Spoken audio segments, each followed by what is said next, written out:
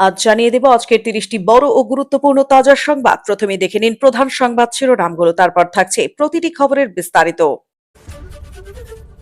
মুখ্যমন্ত্রী শহরের রাস্তা সারার বৈঠকে ব্যস্ত। এদিকে গ্রামে অ্যাম্বুলেন্স ঢোকে না, খাটিয়ায় রোগী টানার ছবি দেখলে বুক কেঁপে উঠবে। ১০০ কেজি নিষিদ্ধ বাজি ও বাজির মশলা উদ্ধার মহেশতলা বজবজের বাজি বাজারে। পুজোর আগেই রেশনে আসছে বড় বদল, চাল গম তুলতে গেলে এবার বাধ্যতামূলক এই বিশেষ নিয়ম, না জানলে বিপদে পড়বেন। বাংলায় কি তবে ফের বিধানসভা নির্বাচন? ভোটার তালিকা নিয়ে সুপ্রিম কোর্টের চাঞ্চল্যকর প্রশ্নে রাজনৈতিক মহলে হুলস্থুল। আমাদের ধর্ম নিয়ে কথা বলার বিচারপতিকে হিজাবে নিষেধাজ্ঞায় ফুঁসে উঠলেন ওয়েসি। এনসিপিআই সাংসদদের নোটিশ লোকসভার স্পিকারের, ঝাড়গ্রামে ধৃত কনস্টেবল। কলকাতার নাকের ডগায় দাউ দাউ করে জ্বলছে বহুতল, চিল চিৎকার বাসিন্দাদের, ঝলসে মৃত্যুর কোলে ঢলে পড়লেন এক মহিলা, ঘটনাস্থলে পুলিশ দমকল। অবৈধ বালিকার বাড়িদের থেকে ঘুষ ফাঁদ পেতে ঝাড়গ্রামে পাকড়াও পুলিশ কনস্টেবল। পড়ুয়া নেই অথচ দিব্যি চলছে মিড ডে মিল, সাংবাদিক দেখে ক্যামেরার সামনে দৌড় ও হামাগুড়ি দিয়ে পালানোর চেষ্টা শিক্ষকের। ককরোচদের জন্য প্রস্তুত থাকুন, সিজেপির পোস্ট জানালো পূরণ না হওয়া ৩ দাবি নিয়ে দিল্লিতে ৫ই সেপ্টেম্বরের মিছিল হবেই। রাজ্যের ৪,০০০-এর বেশি স্কুল পড়ুয়া শূন্য, বহু স্কুলে মাত্র ১ শিক্ষক, চাঞ্চল্যকর রিপোর্ট কেন্দ্রীয় সংস্থার। এবিভিপির পোস্টার ছেঁড়া ও পতাকা মারিয়ে দেওয়ার অভিযোগ, মালদার সামসি কলেজে গ্রেপ্তার টিএমসিপির ২। চাকরি বাঁচানোর শেষ লড়াই, মেয়াদ বাড়ানোর আর্জি নিয়ে সুপ্রিম কোর্টের দরজায় ১৭,০০০ শিক্ষক ও রাজ্য। অন্নপূর্ণা ভান্ডারে ফার্দার ভেরিফিকেশন থেকে অ্যাপ্রুভ হতে কি কি লাগছে জানুন সরকারি নিয়ম। আন্দুলে বহুতল আবাসনে ভয়াবহ আগুন, কালো ধোঁয়ায় ঢাকলো এলাকা, বাসিন্দাদের উদ্ধারে দমকল। যাদবপুরে দাঁড়িয়ে বন্দে মাতরম গাইবেন শুভেন্দু, কবে কখন? ক্যাম্পাস কাণ্ডের পর পাল্টা কর্মসূচি বিজেপির। ২০২৭-এর উত্তরপ্রদেশ নির্বাচন নিয়ে চাঞ্চল্যকর সমীক্ষা, যোগী সরকারের পারফরমেন্সে সন্তুষ্ট কত শতাংশ মানুষ? নাগরিকত্ব পাওয়ার সুবর্ণ সুযোগ, পূর্ব বর্ধমানে শুরু হলো সিএ স্পেশাল ক্যাম্প, কি কি নথি লাগছে? মির্জাগালি স্ট্রিটের আতঙ্ক ফিরল হাওড়ায়, আন্দুলে আবাসনে ভয়াবহ অগ্নিকাণ্ড, ঝলসে মৃত এক। উচ্চ মাধ্যমিকে বড় কড়াকড়ি, পরীক্ষা চলাকালীন বন্ধ থাকবে জেরক্সের দোকান, জারি ১৪৪ ধারা। পাকিস্তানে হাসপাতালে আগুন, মৃত কমপক্ষে ১৫ সদ্যজাতের, এসির কম্প্রেসার ফেটে বিপর্যয়, পুড়ে ছাই হয়ে গেল শিশু বিভাগ। এসএসসি মামলায় সুপ্রিম কোর্টে বড় স্বস্তি, ৩১ আগস্টের পরেও থাকবে যোগ্য শিক্ষক শিক্ষিকাদের চাকরি। আজ ২৬ আগস্ট, কি ব্যাংক খোলা? জানুন ছুটির বিস্তারিত তালিকা। ১০,০০০ থেকে সোজা ২২,০০০-এর বেশি পাঞ্জাবের আদর্শ স্কুলের শিক্ষকদের কপাল খুলল ভগবন্ত মান সরকারের। ২০ লিটারে ভেজাল মিশিয়ে ১০০ লিটার, নবদ্বীপে নকল দুধ কারবারের পর্দাফাঁস, ঝাঁপ পড়ল কারখানায়। চিনি গুড়ের দাম ঊর্ধ্বমুখী, কাটোয়ায় ফের বাড়ছে আখ চাষে আগ্রহ। বিজেপি বিধায়কের ব্যক্তিগত গাড়ি ধুয়ে দিচ্ছে দমকল, ভিডিও ছড়িয়ে পড়তেই শুরু দায় ঠেলার পালা। দিল্লির পড়ুয়ার আত্মহত্যার ঘটনায় তীব্র তোলপাড়, ক্যাম্পাসের চাপ নিয়ে প্রশ্ন তুলল সুপ্রিম কোর্ট। অ্যাপ বাইকে বাড়ির পথে মাঝপথে সব শেষ, বাগুইহাটিতে লরির ধাক্কায় মৃত্যু বৃদ্ধের। এতক্ষণ শুনছিলেন সংবাদ শিরোনাম, এখন আসছি বিস্তারিত খবরে। শহরের রাস্তায় বৈঠকে জোর, আর গ্রাম বাংলার ছবিটা ঠিক উল্টো। বর্ষায় কাদা পেরিয়ে আজও খাটিয়ায় বইছে রোগীর জীবন। কলকাতার বেহাল রাস্তাঘাট সংস্কার নিয়ে খোদ মুখ্যমন্ত্রী সম্প্রতি নবান্নে উচ্চ পর্যায়ের বৈঠক করেছেন এবং পুজোর আগে রাস্তা ঠিক করার আশ্বাসও দিয়েছেন। একদিকে যখন শহরাঞ্চলের পরিকাঠামো উন্নয়নের তোড়জোড় চলছে, ঠিক তখনই গ্রাম বাংলায় এক অন্য এবং নির্মম বাস্তব চিত্র সামনে এলো। সামান্য বৃষ্টিতেই যেখানে শহরের অলিগলি জলমগ্ন হয়, সেখানে গ্রামীণ এলাকায় বেহাল রাস্তার কারণে সাধারণ মানুষের জীবন কিভাবে থমকে যায় তার জ্বলন্ত উদাহরণ পূর্ব বর্ধমানের মন্তেশ্বরের রাউতগ্রাম বামপুকুরের পাড় এলাকা। রাস্তা নেই, ভরসা শুধু খাটিয়া। স্থানীয় প্রায় 50টি পরিবারের দীর্ঘদিনের অভিযোগ, বছরের পর বছর ধরে তাদের এলাকার পাকা তো দূরের কথা, কোনো ভালো কাঁচা রাস্তাও গড়ে ওঠেনি। ফলে বর্ষাকাল আসতেই সেই রাস্তা কাদা জলে একাকার হয়ে যায়। পরিস্থিতি এতটাই ভয়াবহ আকার ধারণ করে যে বসতি পর্যন্ত কোনো গাড়ি বা অ্যাম্বুলেন্সে পৌঁছানো অসম্ভব হয়ে দাঁড়ায়। সব থেকে মর্মান্তিক পরিস্থিতি তৈরি হয় যখন গ্রামের কোনো গর্ভবতী নারী বা গুরুতর অসুস্থ রোগীকে হাসপাতালে নিয়ে যাওয়ার প্রয়োজন পড়ে। অ্যাম্বুলেন্স গ্রামে ঢুকতে না পারায় পরিবারের লোকজন এবং প্রতিবেশীদের একমাত্র ভরসা হয়ে ওঠে খাটিয়া। গভীর কাদা ভেঙে খাটিয়ায় করে রোগীকে কাঁধে চাপিয়ে মূল রাস্তায় নিয়ে আসতে হয়। এরপর সেখানে অ্যাম্বুলেন্স বা অন্য কোনো গাড়ির ব্যবস্থা করে তাদের হাসপাতালে পাঠানো হয়। স্কুল পড়ুয়াদেরও চরম দুর্ভোগ। শুধু চিকিৎসাগত জরুরি অবস্থায় নয়, রাস্তার এই দুরবস্থার কারণে সবচেয়ে বেশি সমস্যায় পড়ে এলাকার কোমলমতি স্কুল পড়ুয়ারাও। রাস্তায় হাঁটু সমান কাদা জমে যাওয়ায় অনেক দিনই শিশুদের পড়াশোনা বন্ধ রেখে ঘরে বসে থাকতে হয়। স্বাধীনতার এত বছর পরেও গ্রাম বাংলার এমন কঙ্কালসার চিত্র দেখে স্থানীয় বাসিন্দাদের ক্ষোভ দিন দিন বেড়েই চলেছে। ফের নিষিদ্ধ বাজি বাজেয়াপ্ত করল পুলিশ। দক্ষিণ 24 পরগনার মহেশতলা ও বজবজের বাজি বাজারে নিষিদ্ধ বাজির হদিশ পেল পুলিশ। গতকাল রাতে ডায়মন্ড হারবার জেলা পুলিশের উদ্যোগে অভিযান চালিয়ে প্রায় 100 কেজি নিষিদ্ধ বাজি ও বাজির মশলা উদ্ধার করা হয়। এসডিপিও মহেশতলার নেতৃত্বে মহেশতলা ও বজবজ থানার পুলিশ আধিকারিকরা এদিন অভিযান চালিয়ে মহেশতলা ও বজবজের বাজি বাজার এলাকায় সেখানে অভিযান চালানোর সময় প্রায় 100 কেজির মতো নিষিদ্ধ বাজি ও বাজির মশলা উদ্ধার করে পুলিশ। আগামী দিনেও এমন তল্লাশি চলবে বলে জানিয়েছেন এসডিপিও ধীমান মিত্র। এর আগে এমনই ছবি দেখা গিয়েছিল উত্তর 24 পরগনার দত্তপুকুরে। ওই মাসেই সেখান থেকে উদ্ধার করা হয়েছিল নিষিদ্ধ শব্দবাজি। শুধু সেগুলো বাজেয়াপ্ত করাই নয়, বেআইনি বাজি তৈরির অভিযোগে সিল করে দেওয়া হয়েছিল 3টি কারখানাও। পুলিশ সূত্রে খবর পাওয়া গিয়েছিল যে গোপন সূত্রে খবর পেয়ে দত্তপুকুর থানা নীলগঞ্জের ওই কারখানাগুলোতে অভিযান চালিয়েছিল পুলিশ। সেখানে বাজেয়াপ্ত করা হয় প্রায় 1700 কেজি নিষিদ্ধ শব্দবাজি, 60 কেজি বারুদও মিলেছে বলে পুলিশ সূত্রে খবর। নিষিদ্ধ শব্দবাজির ক্ষেত্রে যে সমস্যাগুলো দেখা যায় তা হলো এগুলো মূলত নির্ধারিত মাত্রার চেয়ে বেশি শব্দ সৃষ্টি করে এবং বায়ু দূষণও ঘটায়। পরিবেশ ও জনস্বাস্থ্যের সুরক্ষায় সরকার এবং সুপ্রিম কোর্ট নির্দিষ্ট উচ্চ শব্দ সৃষ্টিকারী বাজির উপর সম্পূর্ণ নিষেধাজ্ঞা জারি করেছে। সুপ্রিম কোর্টের নির্দেশিকা অনুযায়ী সাধারণ আবাসিক এলাকায় 125 ডেসিবেলের বেশি শব্দ উৎপন্ন করে এমন সব বাজি সম্পূর্ণ নিষিদ্ধ করা হয়েছে। বর্তমানে কেবলমাত্র কম শব্দ ও কম ধোঁয়া সৃষ্টিকারী পরিবেশ বান্ধব গ্রিন বাজি ব্যবহারের অনুমতি রয়েছে। এগুলো শনাক্ত করতে প্যাকেটে কিউআর সংকেত এবং বিশেষ লোগো থাকে। সাধারণত কালীপূজা এবং দেওয়ালি বা উৎসবের দিনে কেবল নির্দিষ্ট সময় পর্যন্ত বাজি পোড়ানোর অনুমতি দেওয়া হয়।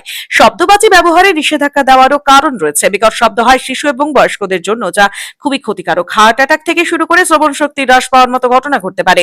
তীব্র মানসিক চাপও হয়। এছাড়া এই ধরনের বাজির যা শব্দ হয় তাতে গৃহপালিত পশু ও পাখিরা আতঙ্কিত হয়ে পড়ে। এছাড়া হাঁপানি এবং শ্বাসকষ্ট বাড়তে পারে। কেন্দ্র ও রাজ্যে সরকার পরিবর্তনের পর থেকে সাধারণ মানুষের জীবনযাত্রায় নানা পরিবর্তন এসেছে। একদিকে যেমন নতুন নতুন কল্যাণমূলক প্রকল্প চালু হয়েছে, তেমনি প্রথাগত নিয়মে এসেছে বড়সড় বদল। আর এবার আসন্ন পুজোর ঠিক আগে রেশনের সামগ্রী তোলার নিয়মে বড়সড় পরিবর্তনের সিদ্ধান্ত নেওয়া হয়েছে। যাদের রেশন কার্ড রয়েছে তাদের জন্য এই আপডেট অত্যন্ত গুরুত্বপূর্ণ। কেন্দ্রীয় খাদ্য গণবন্টন ব্যবস্থাকে আরো স্বচ্ছ, উন্নত করতে এবং কালোবাজারি সম্পূর্ণভাবে রুখতে রেশন কার্ডের তালিকা সংশোধন থেকে শুরু করে বরাদ্দ খাদ্যশস্যের পরিমাণে একাধিক পরিবর্তন আনা হচ্ছে। কেন্দ্রীয় খাদ্য দপ্তরের মুখ্য সচিব সম্প্রতি কলকাতায় এসে ডিজিটাল রেশন কার্ড ও আধুনিক ব্যবস্থা চালুর বিষয়ে বিশেষ ইঙ্গিত দিয়েছেন। নতুন নিয়ম অনুযায়ী এবার থেকে সাধারণ উপভোক্তাদের জন্য ডিজিটাল মুদ্রা বা কারেন্সির মাধ্যমে রেশন দেওয়ার পরিকল্পনা নেওয়া হয়েছে। প্রথাগত ইপিওএস মেশিনের বদলে এবার ডিজিটাল মুদ্রার ব্যবহার শুরু হতে চলেছে। সরকারের নির্দেশিকা অনুযায়ী রাজ্যের 2 প্রধান জেলায় এই ডিজিটাল মুদ্রার মাধ্যমে রেশন বন্টনের একটি পাইলট প্রজেক্ট বা পরীক্ষামূলক প্রকল্প শীঘ্রই চালু হতে চলেছে। কিভাবে মিলবে নতুন নিয়মে রেশন? নতুন এই ব্যবস্থার অধীনে প্রধানমন্ত্রী গরিব কল্যাণ অন্ন যোজনার আওতাভুক্ত গ্রাহকদের মোবাইলে একটি বিশেষ টোকেন বা কোড পাঠানো হবে। রেশন দোকানে গিয়ে ওই টোকেন বা কোড দেখালেই তবে চাল এবং গম মিলবে। অর্থাৎ কাগজের জমানা পেরিয়ে সম্পূর্ণ ডিজিটাল পদ্ধতিতে কোড দেখিয়ে রেশন তোলার এই নতুন নিয়ম চালু হতে চলেছে। পুজো বা উৎসবের মরশুমের আগে রেশনের কালোবাজারি রুখতেই এই কড়া পদক্ষেপ বলে মনে করা হচ্ছে। ভোটার তালিকা সংশোধন তথা বিশেষ নিবিড় পর্যালোচনা প্রক্রিয়াকে কেন্দ্র করে তৈরি হওয়া আইনি জট এবার সরাসরি দেশের সর্বোচ্চ আদালতে পৌঁছে গেল। মঙ্গলবার সুপ্রিম কোর্টে এই সংক্রান্ত মামলার শুনানির সময় খোদ প্রধান বিচারপতি সূর্যকান্তের বেঞ্চ একটি অত্যন্ত গুরুত্বপূর্ণ তাৎপর্যপূর্ণ প্রশ্ন তোলে। আদালত কি নতুন করে নির্বাচনের নির্দেশ দিতে পারে? এই একটিমাত্র প্রশ্নই এখন জাতীয় ও রাজ্য রাজনীতিতে এক বিশাল আলোড়ন ফেলে দিয়েছে। শুনানিতে কি উঠে এলো? প্রধান বিচারপতি সূর্যকান্ত বিচারপতি জয়মাল্য বাগচির বেঞ্চে এই মামলার শুনানি চলছে। শুনানির সময় বিচারপতি বাগচি একটি তাত্ত্বিক উদাহরণ দিয়ে বলেন, ধরুন কোন বিধানসভা কেন্দ্রে জয়ের ব্যবধান খুবই কম এবং সেখান থেকে বহু ভোটারের নাম তালিকা থেকে বাদ দেওয়া হয়েছে। পরবর্তী সময়ে ট্রাইব্যুনালে যদি মনে করে যে সেই নাম বাদ দেওয়ার প্রক্রিয়া ভুল ছিল, তবে তা গোটা পরিস্থিতির চিত্রটাই সম্পূর্ণ বদলে যাবে। আবেদনকারীর পক্ষে প্রবীণ আইনজীবী গোপাল শঙ্কর নারায়ণ আদালতে গুরুত্বপূর্ণ তথ্য প্রতিবেদন জমা দেন। তার দেওয়া তথ্য অনুযায়ী ট্রাইব্যুনাল এএসআই এর অধীনে এখনো পর্যন্ত যে ৮৩,০০০ মামলা রায় দিয়েছে, তার মধ্যে প্রায় ৭৫,০০০ ক্ষেত্রে দেখা গিয়েছে নাম বাদ দেওয়ার সিদ্ধান্তটি ভুল ছিল। অর্থাৎ প্রায় ৯০% ক্ষেত্রে নাম বাদ দেওয়ার পদক্ষেপটি সঠিক ছিল না। এটিকে একটি বড় নমুনা হিসেবে ধরে পুরো বিষয়টি খতিয়ে দেখার আর্জি জানানো হয়েছে। এরপরে সুপ্রিম কোর্ট নির্বাচন কমিশনকে এই বিষয়ে বিস্তারিত তথ্য জমা দেওয়ার নির্দেশ দিয়েছে। ৫টি পয়েন্টে বুঝুন কেন এই বিতর্ক সবচেয়ে বড় আলোচনার বিষয়। ১. বিশাল সংখ্যক মামলা। গোপাল শঙ্কর নারায়ণের দেওয়া তথ্য অনুযায়ী বাংলার এসআইআর সংক্রান্ত মোট ৩৮ লক্ষ মামলা দায়ের হয়েছে, যার মধ্যে ৩১ লক্ষ মামলা নাম বাদ দেওয়ার বিরুদ্ধে এবং ৭ লক্ষ মামলা নাম তালিকা থেকে মুছে ফেলার জন্য করা হয়েছে। অথচ এত বিশাল মামলার মধ্যে এখনো পর্যন্ত প্রায় ৮৩,০০০টি নিষ্পত্তি বা রায় হয়েছে। ২. ভোটের ব্যবধান ও সমীকরণ। রাজনৈতিক মহলের একাংশের মতে তৃণমূল কংগ্রেসের দাবি অনুযায়ী বিধানসভা নির্বাচনে বিজেপি ও তৃণমূলের প্রাপ্ত ভোটের ব্যবধানের চেয়ে এসআইআর এর নাম বাদ যাওয়া মামলার সংখ্যা অত্যন্ত তাৎপর্যপূর্ণ। ফলাফলে প্রভাবের দাবি। তৃণমূল কংগ্রেসের সাংসদ তথা প্রবীণ আইনজীবী কল্যাণ বন্দ্যোপাধ্যায়ের দাবি, রাজ্যে এমন অন্তত ৩১টি আসন রয়েছে যেখানে এসআইআর এ বাতিল হওয়া ভোটের সংখ্যার চেয়ে জয় পরাজয়ের ব্যবধান অনেক কম ছিল। বালি, হেমতাবাদ এবং সাতগাছিয়ার মতো আসনগুলি এর অন্তর্ভুক্ত। শাসক দলের অভিযোগ, এই বাতিল হওয়া ভোটগুলি মূলত তাদেরই সমর্থকদের ছিল। ৪. আদালতের নজিরবিহীন পর্যবেক্ষণ। এর আগে চলতি বছরের ২৩শে এপ্রিল শুনানির সময় বিচারপতি জে বাগচি মন্তব্য করেছিলেন যে কোনো আসনে জয়ের ব্যবধান খুব কম, অথচ একটি বড় অংশের মানুষ এই ভোট দিতে ব্যর্থ হলে বিষয়টি আদালতের খতিয়ে দেখা প্রয়োজন। ৫. সংবিধানের ক্ষমতা বনাম সুপ্রিম কোর্ট। সংবিধানের ৩২৪ নম্বর অনুচ্ছেদ অনুযায়ী নির্বাচন পরিচালনার সমস্ত ক্ষমতা নির্বাচন কমিশনের হাতে থাকে। তবে অনুচ্ছেদ ১৪২ বলে সুপ্রিম কোর্টের যে কোনো পূর্ণাঙ্গ ও বড় সিদ্ধান্ত নেওয়ার বিশেষ ক্ষমতা রয়েছে। যদিও আদালত এখনো এই বিষয়ে চূড়ান্ত কোনো নির্দেশ দেয়নি, তবে প্রধান বিচারপতির মুখে ফের নির্বাচনের সম্ভাবনা নিয়ে প্রশ্ন ওঠায় নতুন করে জল্পনা শুরু হয়েছে। এসআইআর নিয়ে এই শোরগোল কেন? মূলত ২০২৬ সালের পশ্চিমবঙ্গ বিধানসভা নির্বাচনের ঠিক আগে ভোটার তালিকা সংশোধনের জন্য নির্বাচন কমিশন এই এসআইআর প্রক্রিয়া শুরু করেছিল। কিন্তু নির্বাচনের ফলাফল প্রকাশ্যে আসার পরই তৃণমূল কংগ্রেস অভিযোগ তোলে যে এই বিশেষ অভিযানের আড়ালে সুকৌশলে তাদের বহু সমর্থক ও ভোটারদের নাম তালিকা থেকে বাদ দেওয়া হয়েছিল। উল্লেখ্য, ২০২৬ সালে সেই বিধানসভা নির্বাচনে বিজেপি উল্লেখযোগ্য সাফল্য অর্জন করার পর থেকে এই তালিকা বিতর্ক বারবার আদালতের দরজায় কড়া নেড়েছে। এখন দেখার আগামী দিনে সুপ্রিম কোর্ট এই বিশাল আইনি জট কাটানোর জন্য কি চূড়ান্ত রায় দেয়। ধর্ম আমাদের, আমরা বুঝবো। আদালতকে এই বিষয়ে কথা বলার। হিজাব ইস্যুতে আদালত এলাহাবাদ হাইকোর্টের সাম্প্রতিক নির্দেশের পাল্টা এমনটাই জানালেন মিম সাংসদ আসাদুদ্দিন ওয়েসি। তার দাবি, ধর্ম বিষয়ে কোনো সিদ্ধান্ত নেওয়ার হলে আমরা নেব। বিচারপতিকে সাংসদের এহেন মন্তব্য স্বাভাবিকভাবেই বিতর্ক শুরু হয়েছে। স্কুলের ইউনিফর্ম সঙ্গে হিজাব পরার অনুমতি চেয়ে আদালতের দ্বারস্থ হয়েছিল এক স্কুল পড়ুয়া, কিন্তু সেই আবেদন খারিজ করে উচ্চ আদালত। এলাহাবাদ হাইকোর্টে ২ বিচারপতির বেঞ্চ জানায়, হিজাব পরাটা ইসলাম ধর্মে বাধ্যতামূলক কোনো বিষয় নয়। স্রেফ ধর্ম পালনের স্বাধীনতার যুক্তি দেখিয়ে স্কুল ইউনিফর্মের গুরুত্বকে খাটো করা যায় না। আদালতের এই নির্দেশ সামনে আসতেই মুসলিম সম্প্রদায়ের মধ্যে বিরূপ প্রতিক্রিয়া দেখা যায়। আদালতের রায়ের সমালোচনা করে ওয়েসি বলেন, এটা আমাদের ধর্ম, আমাদের যা প্রয়োজন সেই বিষয়ে সিদ্ধান্ত আমরাই নেব। এই সিদ্ধান্ত নেওয়ার বিচারপতিকে, এটি আমাদের ধর্মীয় স্বাধীনতার উপর সরাসরি আক্রমণ। সাংসদের কথায়, মেয়েরা হিজাব মাথায় পরে মনে নয়। সমতার অর্থ এই নয় যে সবার উপর একই নিয়ম চাপিয়ে দেওয়া হবে। ওয়েসির মতে এলাহাবাদ হাইকোর্টের নির্দেশ সংবিধানের ১৯ এবং ২৫ অনুচ্ছেদের সরাসরি লঙ্ঘন। ধর্মীয় আচার পালনের বিষয়টি ইতিমধ্যে সুপ্রিম কোর্টে বিচারাধীন। শবরীমালা মামলার বিষয়টি মাথায় রেখে হাইকোর্টের বিষয়ে মন্তব্য করা থেকে বিরত থাকা উচিত ছিল। শুধু তাই নয়, আদালতের সিদ্ধান্ত মুসলিম মহিলাদের শিক্ষায় খারাপ প্রভাব ফেলবে বলে মনে করছেন ওয়েসি। তিনি বলেন, স্কুল শিক্ষায় উত্তরপ্রদেশে মুসলিম মহিলাদের ভর্তির হার গোটা দেশের মধ্যে সবচেয়ে কম। সেখানে এই ধরনের সিদ্ধান্ত খারাপ প্রভাব ফেলবে। সাংসদের কথায়, মেয়েরা হিজাব মাথায় পরে মনে নয়। সমতার অর্থ এই নয় যে সবার উপর একই নিয়ম চাপিয়ে দেওয়া হবে। দলত্যাগ বিরোধী আইন অনুযায়ী সাংসদ পদ খারিজের জন্য অভিষেক বন্দ্যোপাধ্যায়ের আবেদনের প্রেক্ষিতে এনসিপিআই সাংসদের নোটিশ ইস্যু করল লোকসভার অধ্যক্ষের অফিস। এবার তৃণমূল ছাত্র পরিষদের প্রতিষ্ঠা দিবস পালন নিয়ে তৃণমূলের ২ শিবিরে চাপানোতর বাড়ছে। ঝাড়গ্রামে ঘুষ নিতে গিয়ে হাতে নাতে ধরা পড়েছেন এক কনস্টেবল। সব মিলিয়ে রাজ্যে ঘটনার ঘন ঘটা। ফের শহরে ভয়াবহ অগ্নিকাণ্ডের ঘটনা। হাওড়ার আন্দুলে একটি বহুতলে আবাসনে ভয়াবহ অগ্নিকাণ্ডের ঘটনায় মৃত্যু হলো এক বৃদ্ধার। তার নাম গোপা মুখোপাধ্যায়। বুধবার দুপুরে 3 তলা ওই আবাসনে আগুন লাগে। মুহূর্তের মধ্যে কালো ধোঁয়ায় ঢেকে যায় গোটা এলাকা। আগুনের জেরে আবাসনের একাধিক বাসিন্দা ভেতরে আটকে পড়েন। ঘটনাকে কেন্দ্র করে এলাকায় ব্যাপক আতঙ্ক ছড়িয়ে পড়ে। খবর চায় দমকলে। ঘটনাস্থলে এসে হাজির হন ডোমজুর থানার পুলিশও। তবে কিভাবে ওই অগ্নিকাণ্ডের ঘটনা ঘটলো তা জানা যায়নি।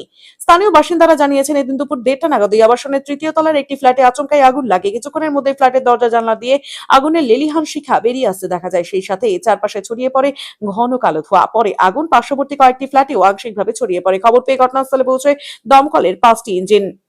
শুরু হয় আগুন নেভানোর পাশাপাশি উদ্ধার কাজ। পুলিশ আধিকারিকরাও দমকল কর্মীদের সঙ্গে উদ্ধার কাজে হাত লাগান। এখনো পর্যন্ত কমপক্ষে 12 থেকে 13 জন বাসিন্দাকে নিরাপদে উদ্ধার করা হয়েছে বলে জানা গিয়েছে।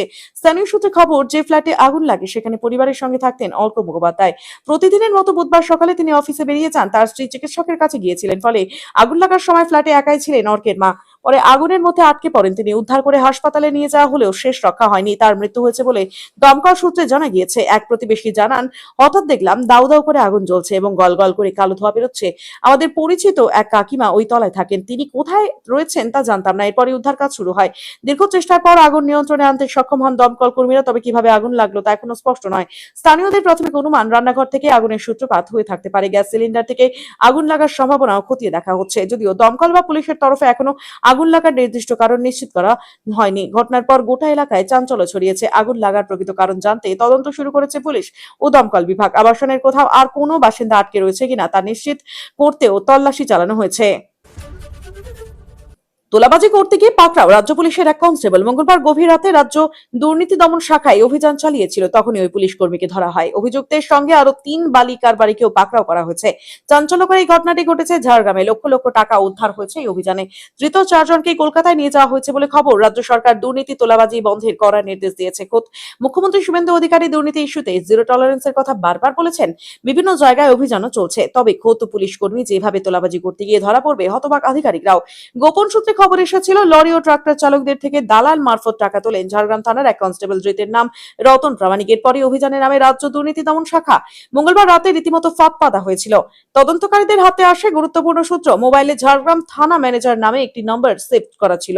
তদন্তকারীদের দাবি ওই নম্বরটি ঝাড়গ্রাম থানার কনস্টেবল রতন প্রামাণিকের। এরপর রতনকে জিজ্ঞাসাবাদের পর গ্রেফতার করে দুর্নীতি দমন শাখা। গভীর রাতে অবৈধ বালি কারবারের মান্থলি টাকা লেনদেন হচ্ছিল। ওই টাকার সমেত 3 জনকে প্রথমে পাকড়াও করা হয়। ধৃতরা হলেন শান্তনু বারিক, দীপঙ্কর বারিক এবং রবি বারিক। তাদের বাড়ি বাতকুড়া গ্রাম পঞ্চায়েতের শ্যামসুন্দরপুর এলাকায়। প্রাথমিক জিজ্ঞাসাবাদ ও মোবাইল ফোনের সূত্র ধরে কনস্টেবল রতন প্রামাণিকের নাম উঠে আসে। এরপর গভীর রাতে ওই অভিযুক্ত পুলিশ কর্মীকে পাকড়াও করা হয়।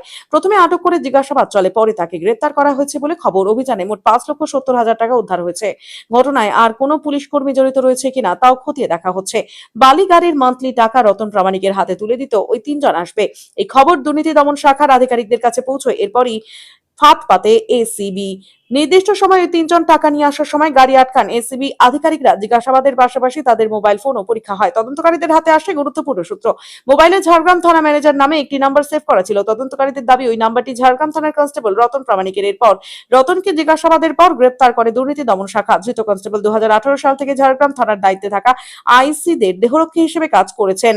বর্তমান ঝাড়গ্রাম থানার আইসির নিরাপত্তার দায়িত্বেও ছিলেন তিনি।